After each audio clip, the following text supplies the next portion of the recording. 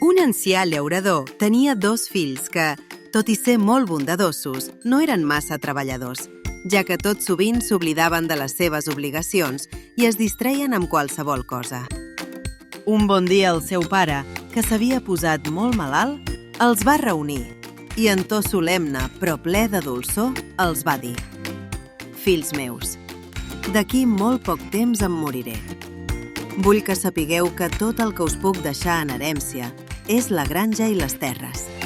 Desitjo que continueu cultivant-les com jo he fet fins ara, doncs amb molt poca profunditat hi ha un immens tresor amagat».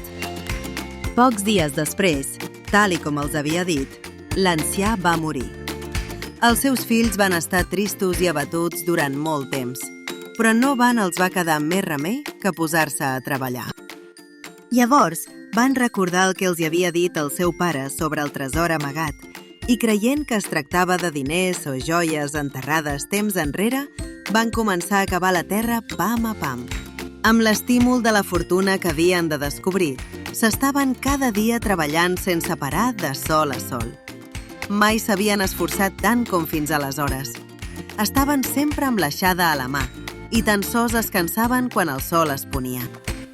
Després d'uns quants mesos de fatigues i de remoure tota la terra dels camps, els 2 germans no van trobar cap tresor, però la terra, perfectament remoguda, els va donar una collita molt abundant, que fou la justa recompensa pel seu esforç.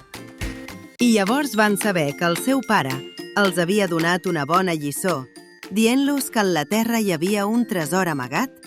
Ells van imaginar joies i diners, i en aquell moment van saber que el tresor era la mateixa terra que ben treballada els donaria tot allò que haguessin de menester.